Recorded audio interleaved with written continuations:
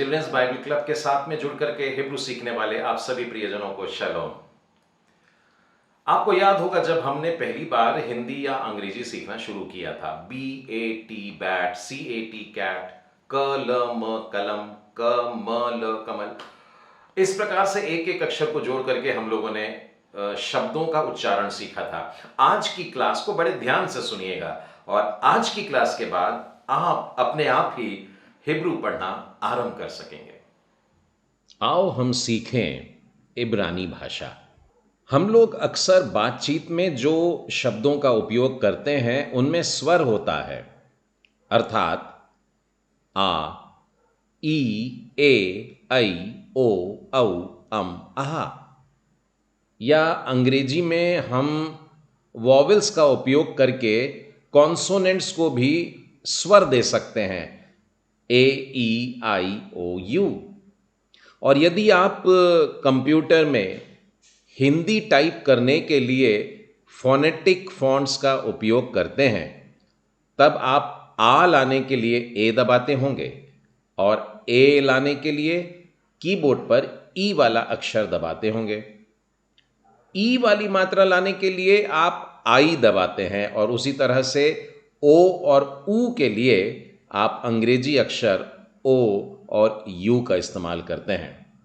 तो इसी ही का आधार लेकर के चलिए हम लोग देखते हैं कि इब्री भाषा में किस प्रकार से हम स्वर बोल सकते हैं या उन चिन्हों को कैसे हमने पहचानना है। इन 5 वॉवेल्स को या हिब्रू में जिसे निकुद कहेंगे, ए, ई, आई, ओ, यू, और जिनका उच्चारण है आ, ए, ई, ओ, ऊ, हम एक एक करके देखने वाले हैं।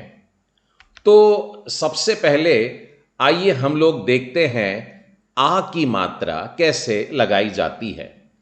और इसके लिए मैं कुछ सैंपल अक्षरों को ले लेता हूं, जैसे कि ब, ग, क, ल, म। मैं इन्हीं अक्षरों को अब इब्री भाषा में भी लिख लेता हूं, बेत, गिमेल, काफ, लामेद और मेम। अब यदि मुझे हिंदी में आ की मात्रा लगानी है तो मैं क्या करता हूं कि हर अक्षर के आगे एक खड़ी डंडी लगा देता हूं, बा, गा, का, ला और मा। अब मुझे इब्री भाषा में बेत को यानी ब को बा करना है, ग को गा करना है, और इसके लिए उस अक्षर के नीचे मैं एक आड़ी छोटी सी डंडी खींचता हूं। तो देखिए ये बन गए हैं बा, गा, का, ला और मा। इतना ही नहीं, कभी कभी आप यह भी पाएंगे कि उन डंडियों के साथ एक खड़ी डंडी भी लगी हुई है या एक डॉट लगा हुआ होगा, लेकिन उससे परेशान मत होइएगा, यह आ की मात्रा ही है। तो इस रीति से आ की मात्रा बोली जाती है। हमने इन 5 में से पहले वाली मात्रा सीख ली है, आ। आइए अब हम दूसरी मात्रा पर गौर करेंगे और वो है ए की मात्रा। फिर एक बार मैं 5 अक्षरों को ले लेता हूं, ब, ग, क, ल, म, और उन्हीं के मैं इब्री अक्षरों को भी ले लेता हूं, बेत, गिमेल, काफ, लामेद, मेम। हिंदी में जब मुझे ए की मात्रा लगानी है तो मैं आड़ी डंडी ऊपर तिरछी लगाता हूं। ये हैं बे, गे, के, ले और ये रहा में।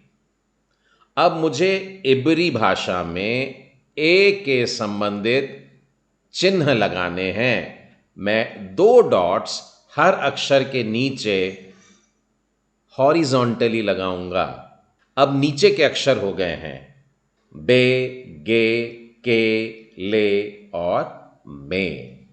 कभी कभी आप यह भी पाएंगे कि 3 डॉट्स डले हुए हैं और ये त्रिकोण बनाते हैं। अगर ऐसा है तब भी ये एक ही मात्रा समझ करके चलें। इनमें जो हल्का सा फर्क है ये हम आने वाले लेसन्स में सीख लेंगे। तो 2 आड़े डॉट्स या त्रिकोणी आकार में डले हुए 3 डॉट्स, ये है ए की मात्रा। आ और ए सीखने के बाद में आइए अब हम ई की मात्रा को सीखेंगे। मैं फिर 5 अक्षर लेता हूं, ब, ग, क, ल और म, बेत, गिमेल, काफ, लामेद और मेम। ई की मात्रा अब मैं हिंदी में इस तरीके से लगाता हूं और हर अक्षर के सामने एक डंडी और उसके ऊपर घुमावदार करके एक और तिरछी डंडी। अब ई की मात्रा जब मुझे इब्री भाषा में लगानी है तो और भी आसान है। मुझे केवल एक बिंदु लगाना है उन्हीं अक्षरों के नीचे। तो ब बन जाएगा बी, गिमेल का ग बन जाएगा गी, काफ का क बन जाएगा की और लामेद का ल बन जाएगा ली और मेम का म बन जाएगा मी। बहुत आसान है। आ, ए और ई अब हो जाने के बाद आइए अब हम ओ की मात्रा को सीखेंगे।